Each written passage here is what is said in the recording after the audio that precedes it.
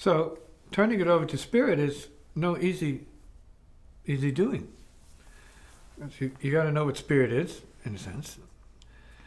You have to know what its function is, and what is meant by that. It's very occult, esoteric, or maybe secret language, turning it over to spirit. See?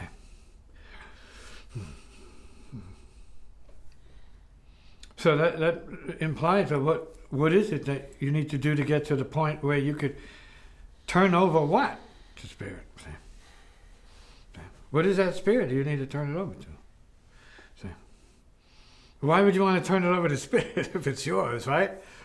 Hey, why would spirit want it if it's really yours? Well, to be fair.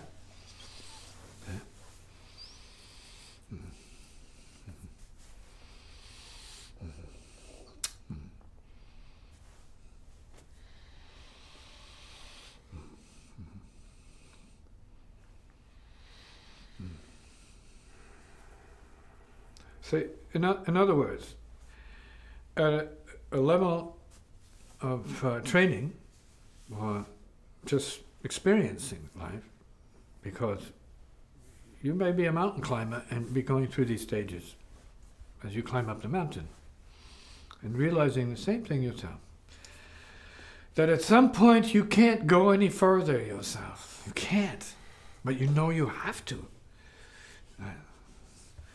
And so in some cases, you enter, or they enter, a moment of prayer. Wow. Well, they go. And they're not even calling it prayer. They're talking to themselves. I got to do this, but I can't do it. My legs are gone. My arms are gone. It's freezing out here. And I can see the summit from here. But there's no way. Right? And the wind is beating down on me. The snow's beating down. There's no way I can do this, right? What? So-called no way. Right.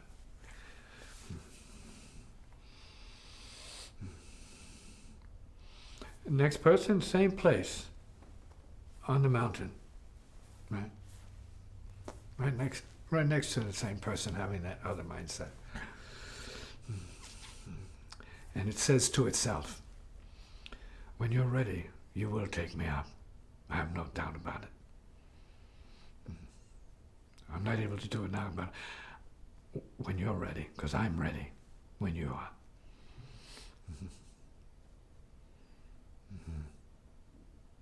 I've gone as far as I can go now. It's up to you. And I know you're in there. I know you're here with me. See? I'm talking about faith.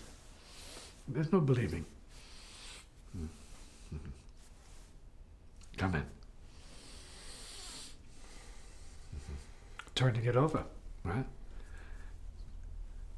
It was just turned over. My body's gone. Now it's up to you.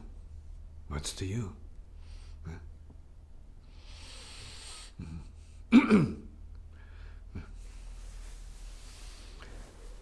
I'll say it. You've exhausted your consciousness, right? But you haven't lost contact with superconsciousness.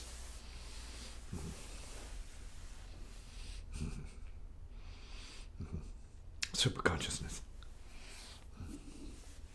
Super unconsciousness.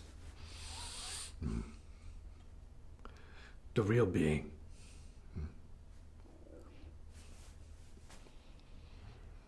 The inner master, so-called, superconscious. In everyone. It's not BS, it's not blah. The demonstrations by humans all over the world all the time. And they say, I don't know how I did that. I know I didn't do it.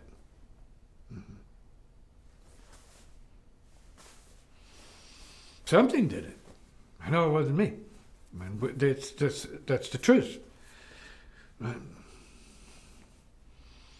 Give them a lie detector test and you'll see it's 100% correct. They didn't do it. Well, then who and what did it? See, what is it? See? It's called a spirit.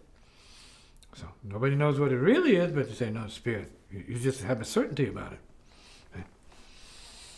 Because we are part of that. Come on. So when you evolve enough to a point where you know what it is that is turned over, given, surrendered to it, so be it.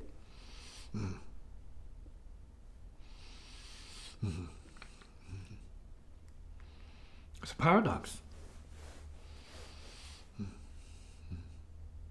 It's also crazy wisdom. And the masters would say it's a fact of the process, but it has nothing to do with you, and yet you have to do it. It's up to you, but it has nothing to do with you.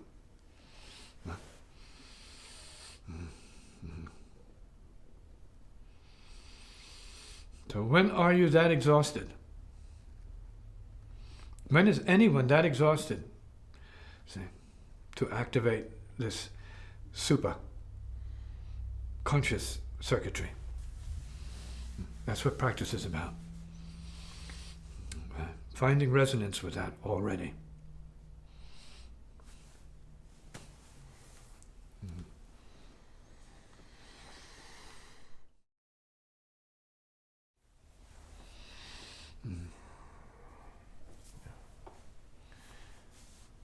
Whether it's right now or whether it is over the course of my showing up here over the last few years. Coming here has changed like my baseline, my normal, my okayness. Particularly right now, what I'm experiencing is a kind of a distinct mental quiet. I think the Buddhists call it shamatha, peacefulness. See, certain kind of clearance, right? I also call it neutral energy, not for or against anything. So that means no conflict. See? Abiding, it's allowed to abide for itself or as it is. That's a phrase used often. The as it isness of what it is. So you're in the, you might be tasting for yourself, being as it is. That's peace. Okay. Clear. Everybody is that underneath all the self-crap and neurosis that implies. When you're calm and clear, you are just being calm and clear. It's not a religious thing. It's just natural breathing. We are by nature calm and clear beings. No doubt about that.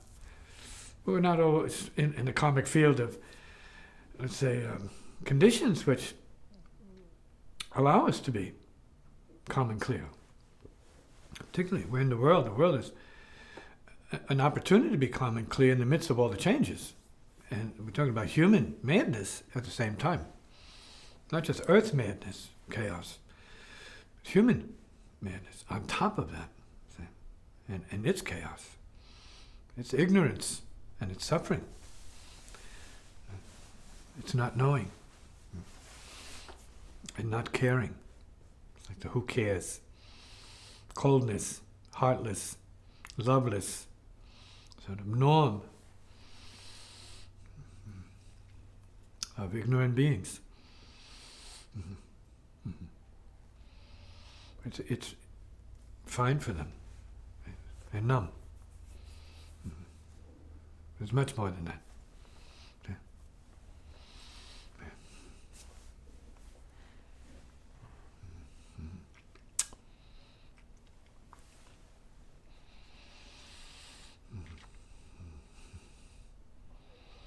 And I'm not going to say that the calm and clear is like, what do we call it? The ambition. No, we need to go beyond calm and clear. Calm and clear, shamatha is a step on the way. It's a step. Calm and clear then sets the stage for what I call hearing into silence. In sound, the in sound. The in sound.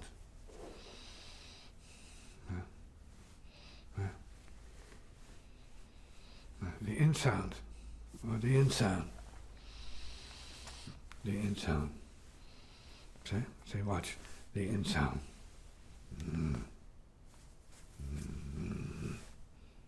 The in sound.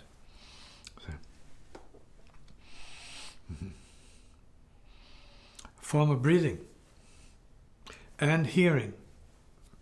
It's not about the insight as such, it's about the in sound, in this case, which is as good as insight. If you can hear into clearness, then you can see into clearness. But you can hear things that you can't think about, you can't describe, you can't even see it because it's sound. But you can hear it and you can feel it. And that is intelligence. It's a higher form of knowing when you can't speak about it. So music then is a higher form of communication, above speech. It's a higher form of speech. If you can communicate at that level, of sound to sound, note to note, melody to melody, rhythm to rhythm, and harmony to harmony. Then it's a pretty harmless domain there. To get to that domain, you've had to balance out certain things. But it doesn't say that musician is a higher being, no. Musician into music is not a higher being. The fair hearing then at that level is a musician, as a musician, is a subhuman being. And needs to bring his humanity up, despite his virtuosity, musically speaking. So often the high virtuosity doesn't mean high human. We have to understand that. And you have high humans that are not musicians. And yet they can vibe into and attune themselves to the highest forms of music that you can't hear.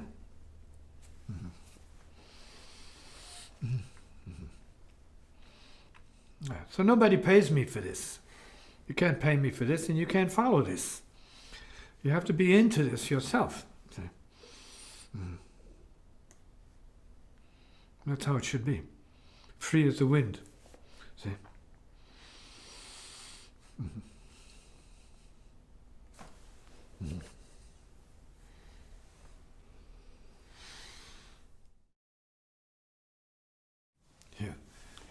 Yeah. All of this is native, original, primordially established, understood by some. We can't say it's average. It's not average. We wish it were average and common sense. It's not. But if you can make it common sense for you, then it's becoming, let's say, common sense. And that's what we are hoping for. See? True common understanding of what is truly native in the pure sense. See? From the heart sense out. See?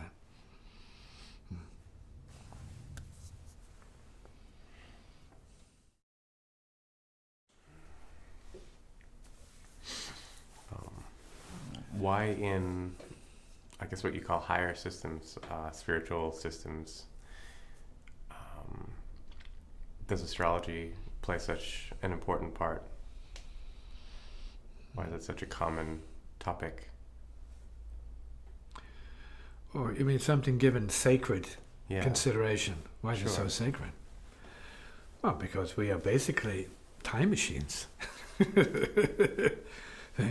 And that's what astrology is the medium for that. Having a sense of the rulership of time over the material worlds. And people don't ordinarily think about that. And it's not that this is some kind of superior knowledge or anything. It's not. It's common knowledge, as far as I'm concerned. It's very common, basic. Right? Time mastery is what I call it. So you're here to master time. You're not here to be in time and a slave of time. No way. See? see this for real, any of you that have intelligence that is worth anything, you're not here to be enslaved in time. We are. Because we're gravitationally materialized beings. So we're controlled by time and held down by gravity. Maybe there's no difference between the two. So it's the time of gravity, the gravity of time. See, we can think of it that way if we choose to. And so, yeah, of course, it's all about time.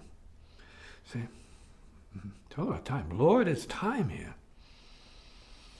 Kal is time. It's a Sanskrit word for time. Kal is Lord. Lord over the material universes. See? And Ekankar was called Kal Naranjan, the dot of time, the point of time. And if it's so in Ekankar, it's in the sources of Ekankar, which go back to the east and the far east, and then into planetary, see? Otherworldly. So we need to know our time because your body is a time machine. Brain waves, so heart beats, right? It's all time, pulse, rhythm, see? Infinitely so. Infinite patterns that keep us going, keep us up and healing, that keep us in disease, time patterns, pulses. See? And we're talking about a certain alignment because the human body has got pretty much every pulse in the universe, actually. Once you study it properly. See? We can feel that. You can feel the rhythm. As I'm speaking, you can feel the rhythms right now in your own body that are almost discernible, but you know they're infinite. You can hear the waves of space and etheric energy, astral energy coming through your ears, through your head and both ears. See? Space. See? This is seeing into the etheric. These are the eyes of the etheric, world. See? Mm-hmm. We are sound beings, and that's what I have said in the beginning. I'm a soundian being. See? It's not any kind of revelation to a native. So it's not an ego trip, it's a description of fact. Nada Brahma. God is sound. Sound is source, in other words. It's not a guy. It's no guy. And there's no girl. See? It just is. Vibration. And that's what people are here to tune to. Cycles of vibration relative to certain planetary correspondences. And they're vibrating beings. See? They have their own vibrations. They don't have to be breathing the way we breathe. They're subject to vibratory laws that enable them to be integrated and hold together. See? Vibrational resonances. This matter can be formed, and this matter now can be deformed and disintegrated vibrationally. So we need to know vibrations and frequencies and cycles of time. We need to know that because we are born into it to be that, and so we are enslaved by that if we are ignorant and not conscious of our own time and time patterns that we create with our thoughts and our feelings and our actions. If we're that asleep, then you need to go to somebody who can help you out on that. Get you in alignment with your time. See, solar systemally. Some say it's astrology, and I say it is, but it isn't. See? It is, but it isn't. Because astrology doesn't tell you to master any of it. But I do. See? You better master it, or you stay enslaved. You're on the wrong path. See? You're not on the path of mastery, you're on the path of slavery. You have a right to it. See? But some, unless they're told, will never know that they're in a casket that's actually unlocked. You could step out of this casket called Earth Time. Yeah? Mm-hmm. I recommend you do it. Space being.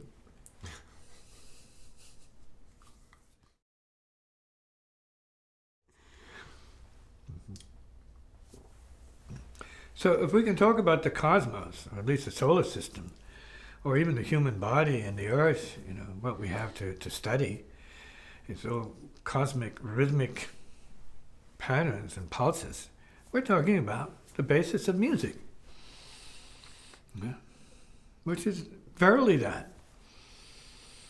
Vibration. You have physical vibration and you have emotional vibration, which is where most music has its highest function as healing, making you feel good, right? Making your body feel good, right? So that you're harmoniously in the body, as the body, and you're grooving to waves. Brain waves, sound waves, right? Musical waves, right? That artists are tuned into, and artists up to a certain level are responsible for bringing to you the public, see? And thus they are healers. Right? They're also humongous, over-the-top egomaniacs, but they are healing egomaniacs. Right? They do a great service to people. Yeah. And we forgive them for their egomaniacism because they are bringing us healing, despite themselves, because of their love for music, or because of their debt to the emotional level of expression.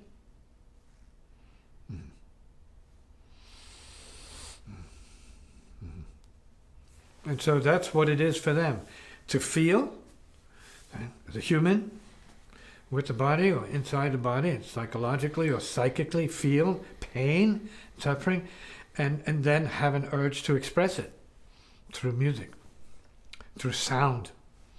Not just with the voice and speech, but sound, vibration, music, tone and pitch, harmony and rhythm, which are part of the earth. So we're saying it's music, but it's really earthness. Earthality. Earth sounds coming through us, earth beings. No mystery. Unfortunately, that's all it's about for most musicians. Classical music taking care of the darkness of intellectual ambitions.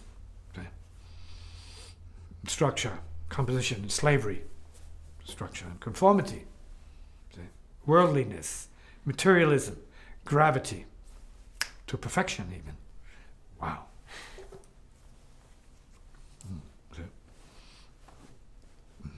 But there's more than that. There's much more than that. So go back to India, to the chakra system and levels of consciousness.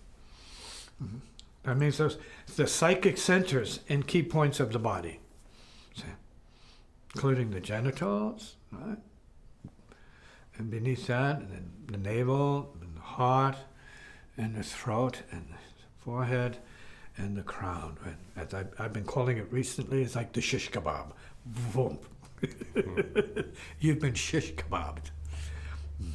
Right? Realigned from bottom to top, see? From earth to sun.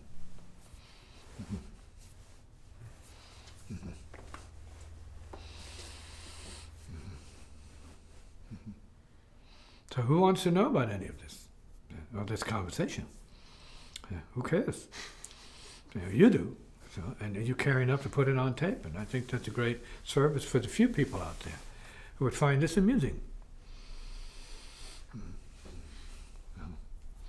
And others who would find it useful. See? Because what is real here is real everywhere. See? Every being has the essence of every being. See? Every heart is the essence of every heart, see, so to speak. Every brain is the essence of every brain. See? In this and in every other galaxy, let us say. Every other universe. See? And they would be as infinite relative to the imagination as anything else we would call infinite. See? Gone beyond, which is the key now. See, gone beyond. See, the ability to go beyond. See, as a practice and as a realization. Huh? already gone beyond. Always here, always gone beyond. Already gone beyond. See? But you're always here, and yet you're not here. See? That paradox. See? The key to the universe. Always here, but already gone. The heart is the universe, is the heart.